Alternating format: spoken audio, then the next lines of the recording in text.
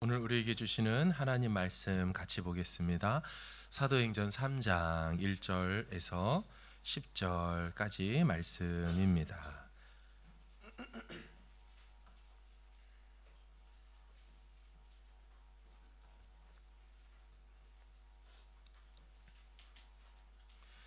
사도행전 3장 1절에서 10절 가지고 계신 신약성경 190 혹은 191에 있겠습니다.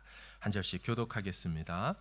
제9시 기도 시간에 베드로와 요한이 성전에 올라갈새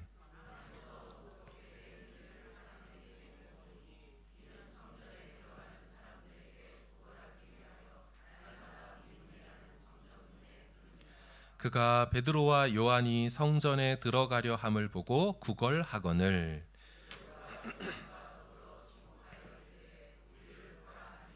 그가 그들에게서 무엇을 얻을까 하여 바라보거늘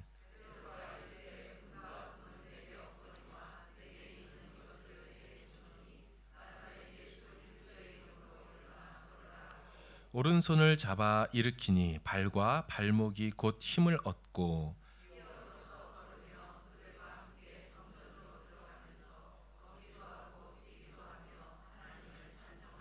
모든 백성이 그 걷는 것과 하나님을 찬송함을 보고 그가 본래 성전 미문에 앉아 구걸하던 사람인 줄 알고 그에게 일어난 일로 인하여 심히 놀랍게 여기며 놀라니라. 아멘. 할렐루야. 아멘. 네, 모두들 주 안에서 건강하시기를 바랍니다. 아멘. 우리 좌우 앞뒤 계신 분 서로 인사하고 축복할까요? 만나서 반갑습니다. 반갑습니다. 할렐루야. 네, 감사합니다. 감사합니다. 사도행전 강해 13번째 예수 이름에 권세와 능력이 있다라는 제목으로 은혜 나누겠습니다. 오늘 본문에 나오는 이 사람의 처지가 참 안타깝습니다. 첫 번째 그의 육체적인 처지 때문인데요. 본문이 뭐라고 말하고 있습니까? 나면서부터 못 걷게 된 이라고 합니다. 원문을 보니까 어머니의 자궁에서부터 걸을 수 없게 된 이 이렇게 되어 있습니다. 아마도 생각해 보니까 소아마비였을까요? 처음부터 걸을 수 없게 된 사람. 엄마 뱃속에서부터도 그렇게 살게 되는 사람. 당시에 이 지체장애, 소위 절름발이라고 불리는 이런 사람들에 대한 인식이 남겨있는 글이 있었는데 보니까 신에게 악취를 풍기는 존재로 인식되었다. 그러니까 신이 봐도 지체장애인은 냄새나는 인생이라고 생각했다라는 겁니다. 게다가 그의 신분이 태어나기를 귀족이라 했을지라도 차별을 받았다라고 합니다. 네가 아무리 귀족이라도 다리를 쓰지 못한다면 너는 아무것도 아니야. 그래서 어떤 사람들은 자신의 장애를 당연히 속이려고 했고요. 견디다 못해 스스로를 비관하여 자살하는 사람이 그 옛날 고대에도 있었다라고 합니다. 어떤 이들은 대중을 위해서 광대 연기를 하도록 종용받아서 참 비참하죠. 자신의 신체의 결함을 드러내며 그것을 광대로 역할로 하기도 했다라고 하죠. 사회적으로 최약자죠. 사회적인 왕따와 다름없는 사람이었습니다. 그럼 그들은 지금 이 사람은 어떻게 지금 살고 있을까요? 이 사람의 경제적인 처지에 대해서도 나와 있지요. 우리 2장의 2절을 한번 좀 읽어볼까요? 시작. 나면서 못 걷게 된 이를 사람들이 메고 오니 이는 성전에 들어가는 사람들에게 구걸하기 위하여 날마다 미문이라는 성전문에 두는 자라. 아멘. 이 사람은 날마다 지금도 과거에도 계속 그렇게 구걸하며 살았습니다. 자신에게 있는 이 생존법, 이것은 구걸하며 한 푼 줍쇼였다는 거죠. 이 사람이 얼마나 이런 인생을 살았을까요? 다행히도 성경은 이 사람의 나이에 대하여 밝히는 본문이 있었습니다. 우리 4장 22절 보세요. 이 표적으로 병 나은 사람은 40여세나 되었더라. 그러니까 이 사람은 40년 이상을 한 번도 걸어본 적이 없었다는 걸 우리가 추정할 수 있죠. 그가 만약에 10대 시절부터 거리에 나와 구걸을 하기 시작했다면 30년 이상은 구걸하는 사람으로 살았다라는 것입니다. 참 안타깝죠. 육체적인 처지도 경제적인 처지도 안타깝습니다. 자, 이것만이 아닙니다. 이 사람의 영적인 처지를 볼까요? 잘 보시면 성전 문까지 왔지 이 사람은 성전에 들어가지를 못합니다. 왜 그러냐면 우리 레위기 21장을 보여주세요. 누구든지 흠이 있는 자는 가까이 하지 못할지니 곧 맹인이나 다리 저는 자나 코가 불완전하는 자나 지체가 더한 자나 이런 사람들은 성전에 가까이 갈 수 없다. 물론 해당 본문의 말씀은 이 제사장의 자격에 대해서 하는 말입니다. 그럼에도 불구하고 이 사람은 아마 이 시기에 성전에 들어가지 못했던 것으로 보입니다. 사무엘하 5장을 한번 보십시오. 구약의 또 다른 본문에 이런 말이 있어요. 속담이 되어 이르기를 맹인과 다리 저는 사람은 집에 들어오지 못하리라. 이 집은 일반 하우스가 아니고 하나님의 집을 얘기해요. 성전에 들어가지 못하리라. 후기 랍비들의 글에 보면 지체장애인들은 성전에 들어가지 못했다라고 합니다. 안타깝죠. 성전 문까지는 올 수 있어도 그 안에 들어가지 못했던 사람, 영적인 처지도 매우 안타깝다라는 거죠. 그러면 이 사람이 구걸하던 곳 성전 문이라고 얘기하지 않습니까? 그 문의 이름이 본문에 뭐라고 나와 있습니까? 어떤 문? 예, 미문이라고 되어 있어요. 이 미자가 아름다울 미자라 그랬죠. Beautiful Gate입니다. 1세기에 살았던 요세푸스라는 유대인 학자, 유일한 한 명의 유대인 역사를 기록했던 사람이라고 했죠. 요세푸스의 글에 보면 이 미문에 대하여 추정하기를 아마도 니카노르 문일 거다라고 말하는데요.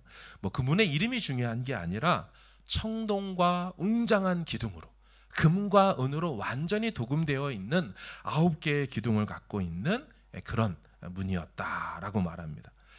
그러기에 이 사람은요, 어쩌면 이 장소에 매우 어울리지 않는 사람이라는 거예요. 딱 봐도 빛이 나고 화려찬란한 아름다운 문이지만 전혀 아름답지 못한 한 인생이 그 앞에 날마다 사람들에 의해 메어져 놓여지고 있었다라는 것입니다. 이 사람이 30년 이상 구걸하며 살았을 것으로 보이죠.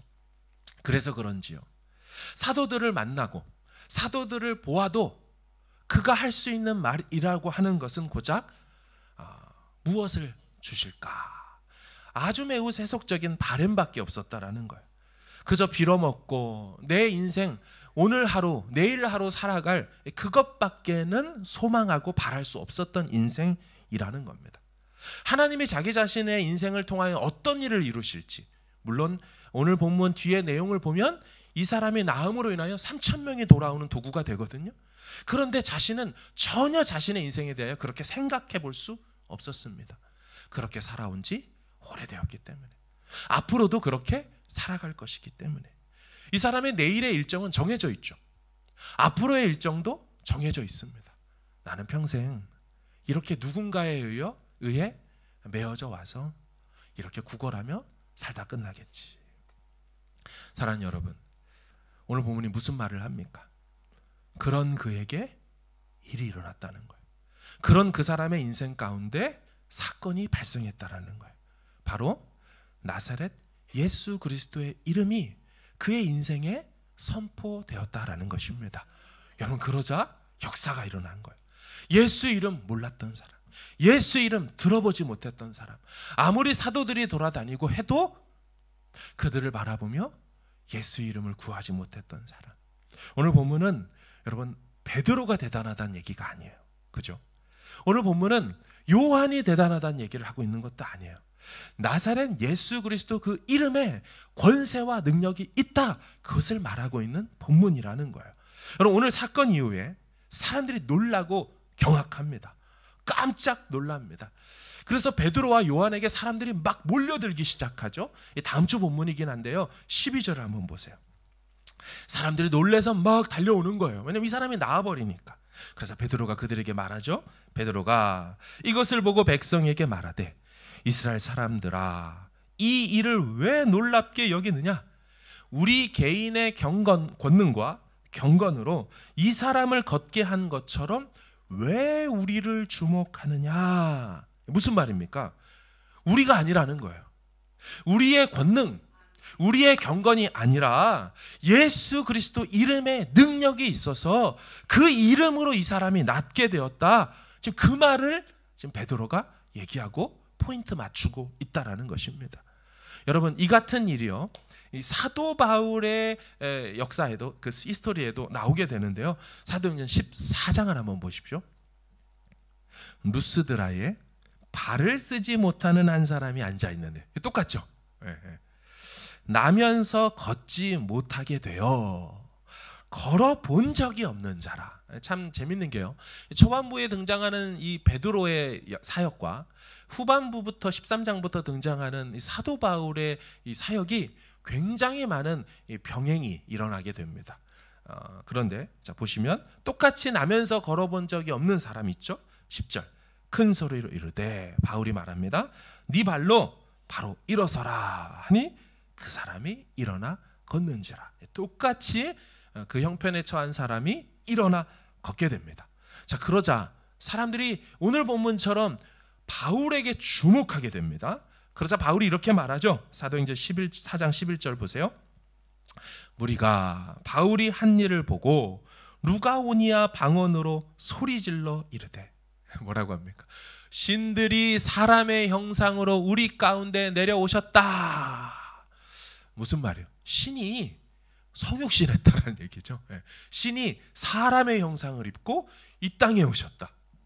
그러니까 바울과 바나바를 보고는 성육신하신 신이다라고 말해요.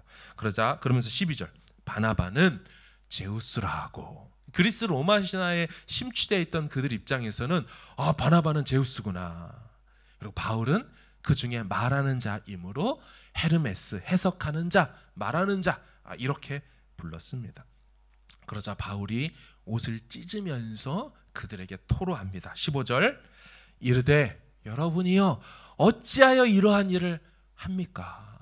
우리도 여러분과 같은 성정을 가진 똑같은 사람입니다 하며 이 일을 일으킨 것은 예수 그리스도 이름의 능력입니다 라고 바울이 주목시킵니다.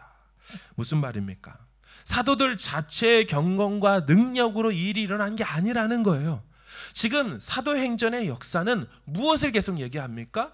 예수는 비록 떠나 그 육신은 이 땅에 없어도 예수의 영을 가진 자들이 예수의 이름으로 예수와 똑같은 일들을 그 땅 가운데 이뤄내고 있도다. 바로 이것을 말하고 있는 줄로 믿습니다. 이게 예수 이름의 권세와 능력이 나타나고 있는 첫 번째 오늘 본문의 모습이라는 거예요. 상황을 조금 더 볼까요? 3장 5절을 화면으로 보세요. 그가 그들에게서 무엇을 얻을까 하여 바라보거늘. 이 전형적인 구걸의 모습이죠. 뭐 좀 주실까 싶어서 이게 바라봅니다. 돈이나 더 받을까 하는 인생에게 베드로가 선포하죠. 우리 6절과 7절은 좀 같이 한번 읽어보겠습니다. 시작. 베드로가 이르되, 은과 금은 내게 없거니와 내게 있는 이것을 내게 주노니 나사렛 예수 그리스도의 이름으로 일어나 걸으라 하고 오른손을 잡아 일으키니 발과 발목이 곧 힘을 얻고. 아멘. 그럼 6절 이런 말씀은 좀 외울 필요가 있는 것 같습니다. 그렇죠? 많이 들어보셔서 또 입에 좀 붙어 있을 수 있겠죠. 은과 금은 내게 없거니와 내게 있는 이것을 너에게 준다. 이것이 뭡니까? 이것. 예수의 이름이죠. 예수의 이름, 내 안에 있는 그 예수, 그 예수와 예수 이름을, 권능을 너에게 준다라고 선포하죠. 나사렛 예수 이름으로, 그리스도 이름으로 일어나 걸으라 선포하자 오른손을 잡아 일으키니. 여러분, 왜 오른손을 잡았을까요? 물론 뭐 베드로하고 베드로의 손도 오른손잡이라 그럴 수 있겠지만 어쩌면 한 푼 줍쇼하며 그가 내밀었던 손일지도 모르겠습니다. 통전 한 입만 줘. 어떻게 되었다는 거예요? 그 구걸하는 손을 잡아 구원의 손으로 일으켜 세워버렸다라는 것입니다. 여러분, 중요한 표현이 등장합니다. 이게 뭐냐면요, 7절 끝에 뭐라고 되어 있습니까? 발과 발목이 곧 힘을 얻었다. 여러분, 곧이라는 이 표현이 참 중요한 표현입니다. 누가가 매우 중요하게 사용하는 표현인데요, 성경에 18번 등장하는데 마태만 2번 쓰고 나머지 16번은 다 누가가 사용하는데, 언제 쓰냐면 하나님이 개입하셔서 일어나는 즉각적인 기적의 역사를 가리킬 때 바로 곧이라는 파라클레마라는 단어를 써요. 몇 가지 예를 좀 볼까요? 누가복음 1장 보여주세요. 이에 그 입이 곧 열리고 혀가 풀리며 말을 하여 하나님을 찬송하니. 저 장면이 무엇입니까? 세례 요한에게 천사가 와서 너에게 아들이 있을 거라 하지만 믿지 않죠. 그러자 아들이 태어날 때까지 사가랴 네가 말을 못할 거다. 그러다 세례 요한이 태어나고 아들 이름을 뭐라고 지을까 하니 서판을 달라 하여 이름을 요한이라고 써자 그때 입이 열리죠. 벙어리 됐던 그에게 드디어 하나님의 기적으로 입이 열리게 될 때 곧이라는 단어가 등장합니다. 하나님이 역사했다는 걸 보여주는 표식의 부사인 거죠. 또 하나 누가복음 4장 보여주십시오. 예수께서 가까이 서서 열병을 꾸짖으신데 병이 떠나고 여자가 곧 일어나 그들에게 수종드니라. 아멘. 자, 베드로의 장모에게 고열, 열병이 들었죠. 예수께서 그 집에 찾아가셔서 열병을 꾸짖자 시간을 두고 나은 게 아닙니다. 하나님의 예수의 이름의 기적은 곧 즉각적으로 그 육신이 순종하는 거예요. 왜냐하면 예수가 주이시니까 그분이 육체와 생명의 주가 되시니 명하자 거절하지 못하고 지체하지 않고 즉각적으로 육체도 순종했다는 걸 알리는 표현, 그게 곧 베드로의 장모가 일어나 회복되어 수종들죠. 누가복음 5장도 읽겠습니다. 시작.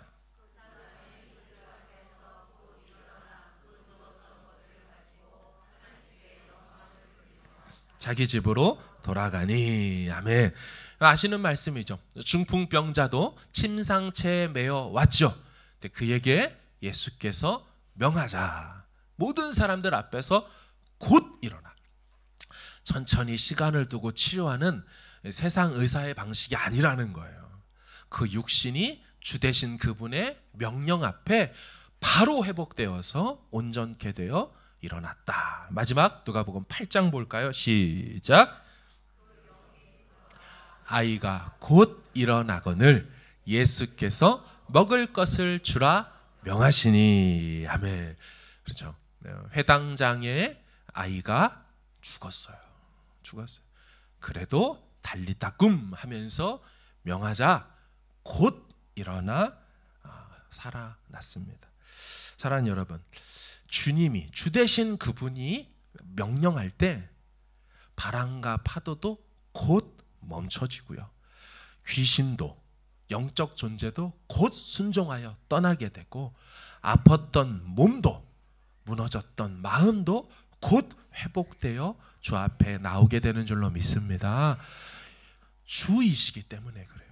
감히 거절하거나 못하겠다라고 말할 수 없는 어미하신 하나님의 명령 앞에 그 예수의 이름 앞에 순종할 수밖에 없다라는 것, 그것을 밝혀주는 것이 즉시 곧이라고 번역된 단어입니다. 이어서 좀 볼까요? 8절을 좀 보여주십시오. 이 사람이 어떻게 회복되는지를 일부러 누가가 기록하고 있어요. 뭐라고 되어 있습니까? 시작. 뛰어서서 걸으며 그들과 함께 성전으로 들어가면서 걷기도 하고 뛰기도 하며 하나님을 찬송하니. 아멘.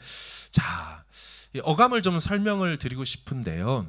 보이실까요? 노란색으로 되어 있는데 보면 뛰어서서 걸으며 라고 되어 있어서 뛰었다 걸었다 섰다, 그러니까 뛰었다 섰다 걸었다, 이 세 가지 동사인 것처럼 보이지만 저 노란색에는 동사는 두 개만 있습니다. 그러니까 그가 일어섰다, 그리고 그가 걸었다. 그럼 앞에 있는 뛰어는 뭐냐? 분사입니다. 분사. 이 분사는 동사적 형용사라 그래서 설명해 주는 거거든요. 설명해 주는 겁니다. 그러니까 쓰는데 어떻게 섰냐라는 거예요. 뛰면서 섰다라는 뜻입니다. 이게 자 NASB랑 영어 성경 좀 보여주실까요? 이제 원문이 그런데 좀 원문을 잘 번역한 것이 이제 영어 성경들이다 보니까 NASB부터 보세요. With a leap죠. leap는 뜀, 도약이란 뜻이죠. 그러니까 펄쩍 뜀과 함께 he stood upright죠. 그가 펄쩍하고 서버렸다라는 거예요. 그리고 began to walk. 그가 걷기 시작했다. 미완료, 시작과 기동의 미완료를 헬라어로 쓰고 있어서 이제부터 걷기 시작했다라는 겁니다. ESV도 뭐라고 되어 있어요? And leaping up이죠. 그렇죠? 뛰어 일어나면서 ing니까 he stood.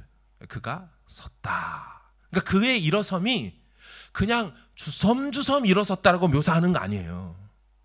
예수가 그 이름으로 권세를 가지고, 그러니까 제자들이죠. 베드로가 예수 이름으로 명하자 그 육신이 천천히 이렇게 일어난 정도가 아니라는 거예요. 그분의 이름의 명령 앞에 펄떡하고 일어나서 용수철처럼 뛰어 일어나서 탁 하고 서버렸다라는 것을 말해주고 있는 거죠. NRSV도 뭐예요? 점핑 업입니다. 펄쩍하고 점핑하고 일어섰다라는 것입니다. 사랑하는 여러분, 이게 예수 이름의 권세인 줄로 믿습니다. 그분의 이름을 가지고 명령할 때 어떤 피조물도 어떤 문제도 즉각적으로 해답을 얻게 된다. 여러분, 이게 성경이 지금 힘주어 말하고 있는 메시지라는 것이에요. 여러분, 이 모습은 예언되어 있는 모습입니다. 이사야 35장을 보여주세요. 그때에 저는 자는 사슴같이 뛸 것이며 다리를 저었던 자가 펄쩍하고 사슴처럼 뛰어다니는 모습으로 그때 예수 그리스도가 오시는 때, 말세가 시작되는 때, 바로 그때 이런 일들이 일어날 것이다 라고 말하죠. 말 못하는 자의 혀는 노래하고 광야에서 물이 솟겠고 사막에서 시내가 흐를 것이다. 당시에 있었던 의학의 아버지 히포크라테스 아시죠? 히포크라테스 선언도 의대에서 하는데 그 히포크라테스의 글에 질병에 관하여라는 책이 있습니다. 그곳에 이렇게 그가 말했어요. 사람을 평생 장애인으로 만드는 병은 바로 걷지 못하는 병이다. 의학의 아버지라는 사람도 걷지 못하는 이 병에 대해서는 치료할 수 없다. 로마 제국 당시에 있었던 그리스의 의학자이자 철학자였던 갈레노스라는 사람이 쓴 글입니다. 신체 유용성에 관하여라는 책에서 어떤 병들은 당연히 고치는 것이 불가능하다라고 말했어요. 그리고 그리스의 신화에 있던 우리 의학과 치료의 신이라고 하죠. 아스클레피오스라고 하는데요. 우리 세계 보건기구 상징에도 나온다 그랬죠. 우리 먼저 사진 하나 좀 보여주시면, 보시면은 이게 아스클레피오스라는 신화에 나오는 신을 형상화한 거죠. 그 사람이 갖고 있는 그 나무 막대기에 뱀이 이렇게 감겨 있죠. 저게 이제 치료의 능력을 바란다라고 해서 다음 사진을 보여주시면, 그렇죠? WHO의 그 가운데에도 이 나무 막대기와 뱀이 있고 대한의사협회에도 옛날 로고이지만 역시나 그런 모습 문양이 있습니다. 근데 이 그리스 로마 신화에도 나온 이 사람이 뭐라고 말했냐? 이런 불치병은 아예 고치려고 노력하지도 않으며 단지 고칠 가능성이 있는 것 중에서 최선의 것을 선택할 뿐이다. 이런 건 못 고친다 이런 거죠. 고칠 수 있는 것만 나는 고친다. 이게 무슨 치료의 신입니까? 무슨 말입니까? 고대 사회나 현대 사회나 나면서부터 걸을 수 없게 된 사람에 대해서 걷게 만든 의사는 없습니다. 사람 중에 없어요. 오직 창조주만 회복이 가능하다. 이것을 보여주는 겁니다.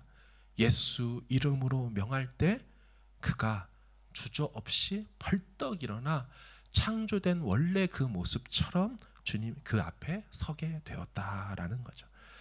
그럼 그의 무엇이 회복되었습니까? 당연히 신체가 회복되었죠. 3장 8절을 한번 읽어보겠습니다. 다시 시작. 뛰어서서 걸으며 그들과 함께 성전으로 들어가면서 걷기도 하고 뛰기도 하며 하나님을 찬송하니. 아멘. 자, 이 사람이요 펄쩍하고 뛰면서 섰어요. 그리고 걷기 시작했습니다.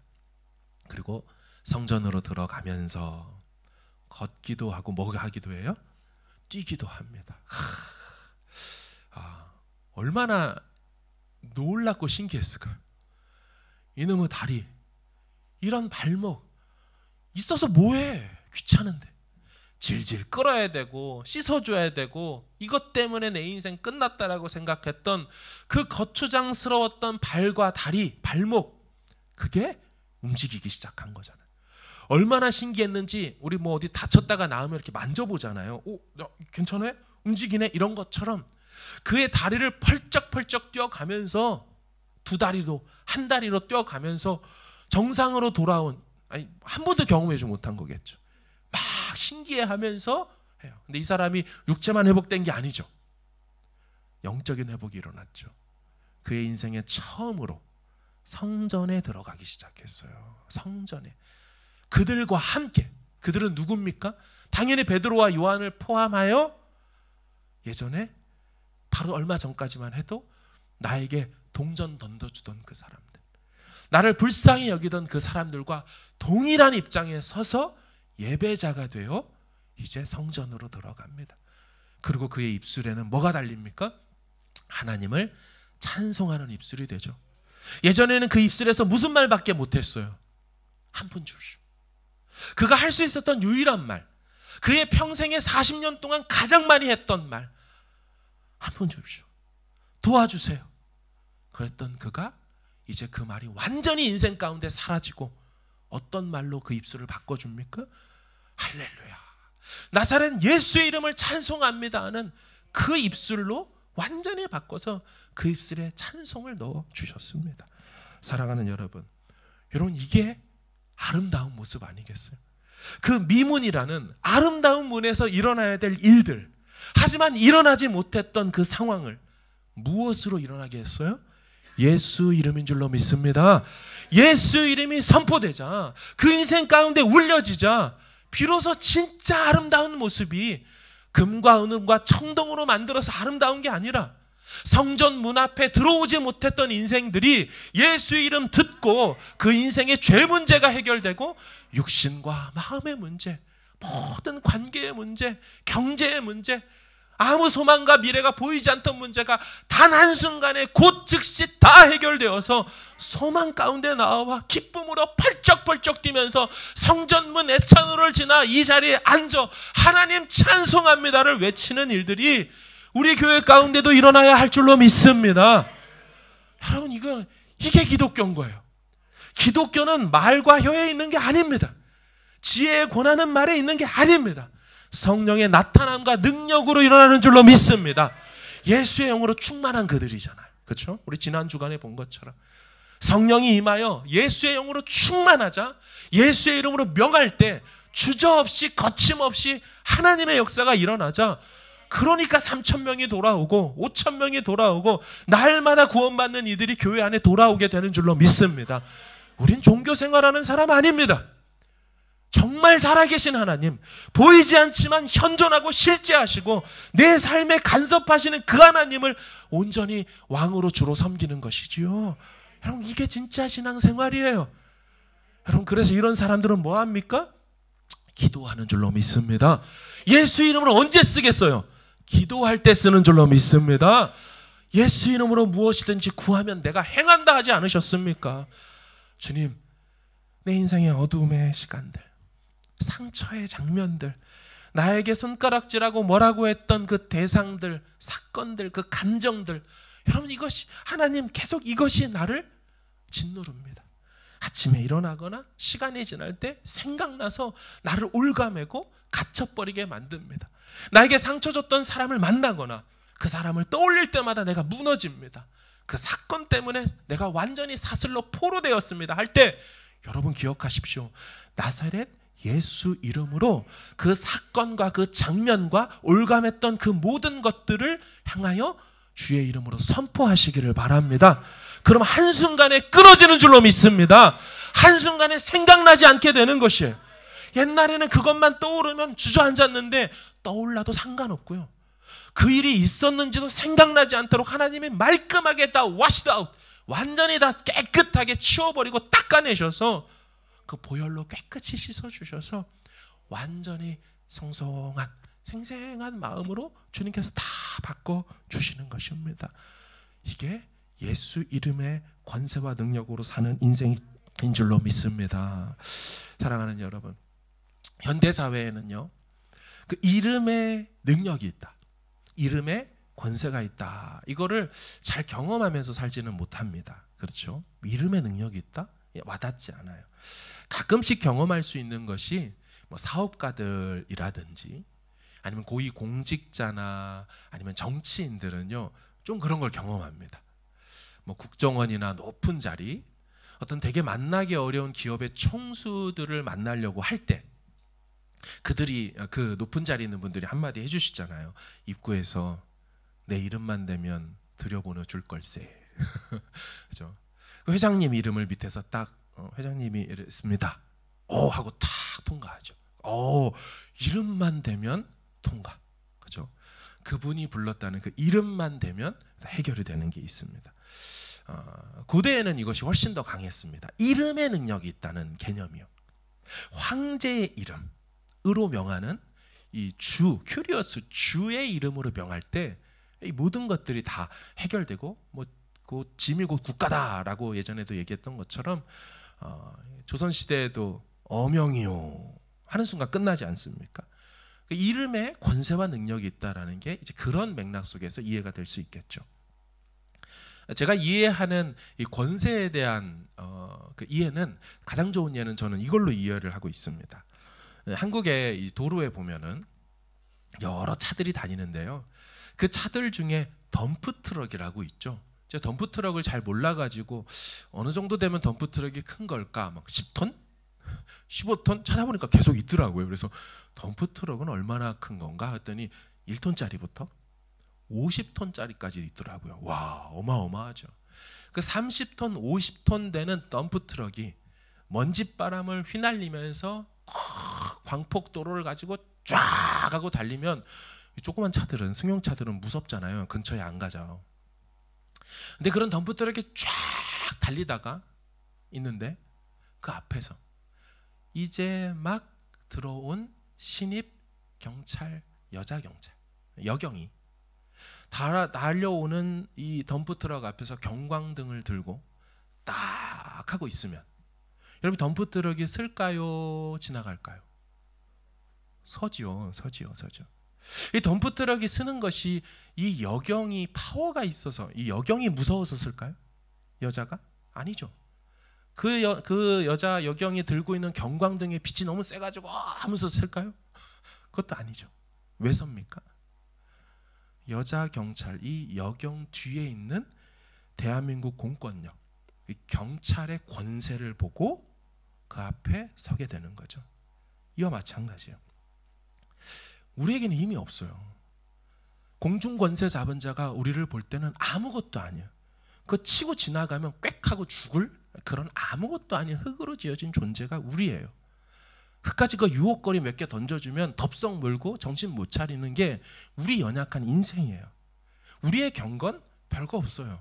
베드로하고 요한이 말하잖아요. 왜 우리를 주목하냐? 우리의 경건과 우리의 권능으로 한 것처럼 왜 우리를 주목하냐? 아니라는 거죠. 무엇 때문에 일이 일어납니까? 우리 뒤에 계시는 하늘 공권력이신 예수 그리스도의 이름의 권세 때문에 세상의 주관자, 창조주, 그분의 이름으로 명하니 세상의 공중권세 잡은 자가 굴복하게 되는 줄로 믿습니다. 감히 덤벼들지 못하는 거예요. 내가 무서워서가 아니라 내가 그 이름으로 기도하고 선포하고 있기 때문에 그 이름의 권세 앞에 무서워 사시나무 떨듯이 떨고 도망가게 되는 것입니다. 여러분, 예수 그리스도의 이름이 모든 이름 위에 뛰어난 줄로 믿습니다. 우리 빌립보서 말씀 같이 좀 읽어볼까요? 시작. 하나님이 그를 지극히 높여 모든 이름 위에 뛰어난 이름을 주사 하늘에 있는 자들과 땅에 있는 자들과 땅 아래에 있는 자들로 모든 무릎을 예수의 이름에 꿇게 하시고 모든 입으로 예수 그리스도를 주라 시인하여 영광을 돌리게 하셨느니라. 아멘. 9절 보여주세요. 하나님이 그를, 예수를 지극히 높여 모든 이름들, 황제의 이름, 왕의 이름, 공직자들, 공권력 있다는 사람들의 이름, 모든 이름들보다 뛰어난 이름, 권세를 주셔서 하늘에 있는 자들, 이건 공중 권세 잡은 자들 얘기합니다. 두 번째, 땅에 있는 자들, 이 세상 권세 잡은 자들 얘기합니다. 땅 아래에 있는 자들, 언더월드, 죽음의 세계에 있는 것, 음부의 세계에 있는 것들을 얘기합니다. 그 모든 것들보다 모든 무릎을 예수의 이름 앞에 다 꿇게 하셨어요. 예수 이름이 최고의 권세의 능력입니다. 한 구절만 더 볼까요? 에베소서 1장입니다. 제가 읽겠습니다. 보세요. 모든 통치와 권세와 능력과 주권과, 그렇죠? 모든 통치자들, 권세들, 능력 있다는 자들, 주권 있다는 자들과 이 세상뿐만 아니라 오는 세상에 일컫는 우리 세상, 내세, 다음 세상 모든 걸 통과해서 모든 이름들 위에 그분을 뛰어나게 하셨다. 또 만물을 그 발 앞에 복종하게 하셨어요. 모든 것들이 예수의 발등상 아래 무릎 꿇게 하셨어요. 그분을 만물 위에 근데 뭐로 삼으셨어요? 보면은 교회의 머리로 삼으셨어요. 즉 주 대신 그분이 어떻게 존재하신다는 거예요? 교회의 머리, 교회의 머리로 그분이 계신다는 거예요. 이 말은 교회를 통하여 세상을 통치하겠다라는 거죠. 그 다음 23절 보여주세요. 교회는 그의 몸이니 모든 것들이 뛰어난 그분은 교회의 머리가 되시고 몸은 그의 몸이 되는, 그러니까 교회는 그의 몸이 되는 거고, 그러면서 만물 안에서 만물들을 충만하게 채우시는 그분의 충만함이 교회니라라고 which is라고 되어 있거든요. 그러니까 지금 교회가 뭐라는 거예요? 그분의 충만함이, 그분의 신성과 그분의 성품과 그분의 권능이 마음껏 충만하게 뿜어져 나오는 곳, 그걸 무엇을 삼았다? 교회를 삼아서 그렇게 세상을 만물을 통치하겠다 말씀하고 있는 거예요. 사랑하는 여러분, 저는 교회가 저 지위와 저 영광을 회복해야 하는 줄로 믿습니다. 물론 저 통치라는 것이 세상적 통치로 이 나라 정부를 우리 교회가 마음대로 하겠다는 그런 식의 통치를 의미하는 건 아닙니다. 교회로서의 영광스러운 지위, 영적 지위를 얘기하는 거죠. 근데 슬픈 일이 있습니다. 코넬리우스 아 라피데라는 사람이 있었더라고요. 1600년대 사람인데요. 이 사람이 쓴 글의 내용입니다. 토마스 아퀴나스라고 들어보셨죠? 스콜라 철학자 아닙니까? 이 사람은 1200년대 사람인데요. 이 토마스 아퀴나스가 한 번은 교황이었던 인노켄티우스 2세를 방문한 일입니다. 자, 토마스 아퀴나스가 교황을 방문했어요. 방문해 보니 교황은 자신의 자리에서 엄청난 액수의 돈을 세고 있었다라고 합니다. 교황은 자신을 찾아온 토마스 아퀴나스에게 이렇게 말했습니다. 보시게 토마스, 교회는 이제 은과 금은 내게 없거니와 라고 더 이상 말할 필요가 없다네. 자랑스럽듯이 이제 교회는 은과 금이 없지 않고 교회는 은과 금이 이렇게 많도다 라고 얘기한 거죠, 교황이. 그러자 토마스 아퀴나스가 이렇게 말합니다. 네, 맞습니다. 그리고 이제는 동시에 일어나 걸으라고도 말할 수 없게 되었습니다. 교회가 있어야 할 것과 없어야 될 것이 바뀌었다라는 거죠. 어쩌면 슬프게도 현대교회는 은과 금은 내게 있거니와 이제는 나사렛 예수 이름으로 일어나 걸으라고 그 능력을, 권능을 선포 선언하고 그 역사를 본 지 오래된지 모르겠습니다. 사랑하는 여러분, 오늘날 이 말씀을 통하여 성도들과 교회에게 하시는, 원하시는 그 메시지가 무엇일까요? 우리가 초대교회로 돌아가고 사도행전적 교회로 이 땅에서 오클랜드 땅에 영적 부흥을 일으킨다는 게 무엇일까요? 더 많은 재정? 더 많은 더 좋은 건물, 더 많은 성도, 더 체계적인 무엇? 아닙니다. 은과 금은 우리에게 없을지라도 우리에게 있는 이것, 예수 이름의 권세와 능력을 성도와 교회가 날마다 경험하며 살아야 할 것입니다. 기도의 능력을 경험하며 살아야 할 것입니다.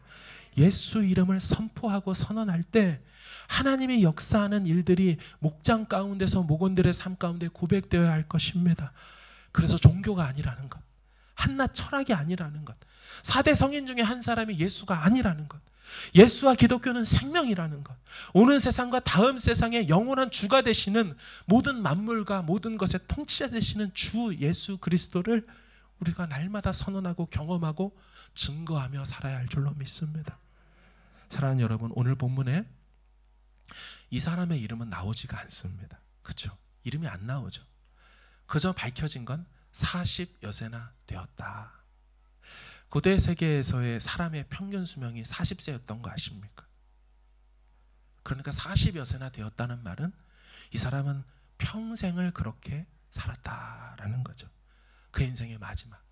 이렇게 살다가 끝날 수 있는 그 평균 수명에 다다른 그때에 인생의 마지막이라도 그는 예수를 만납니다.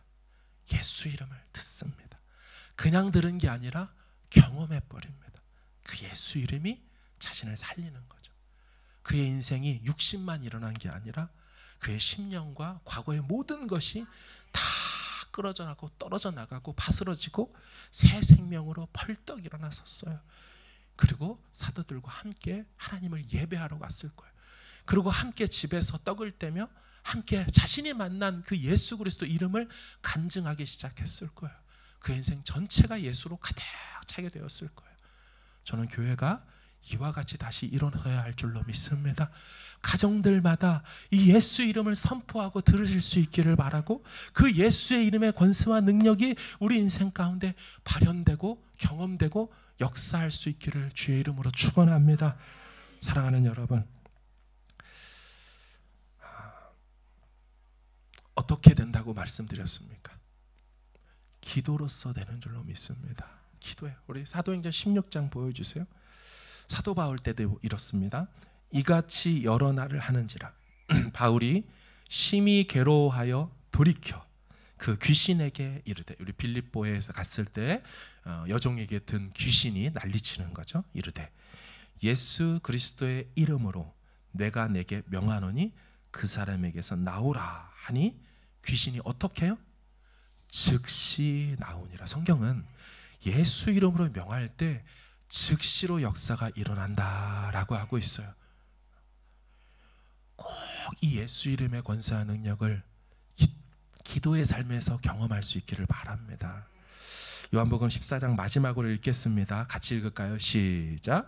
너희가 내 이름으로 무엇을 구하든지 내가 행하리니 이는 아버지로 하여금 아들로 말미암아 영광을 받으시게 하려 함이라. 내 이름으로 무엇이든지 내게 구하면 내가 행하리라. 아멘. 오늘 역사가 일어났던 시간도 1절에 제9시 기도하러 가다가 일어난 시간이에요. 역사가 일어났어요. 기도하는 시간에 주가 일하신다. 기도하고 예수 이름으로 선포할 때 역사가 일어난다. 예수 이름이 우리 삶 가운데 놀라운 하나님의 능력으로 나타날 수 있기를 주님의 이름으로 축원합니다.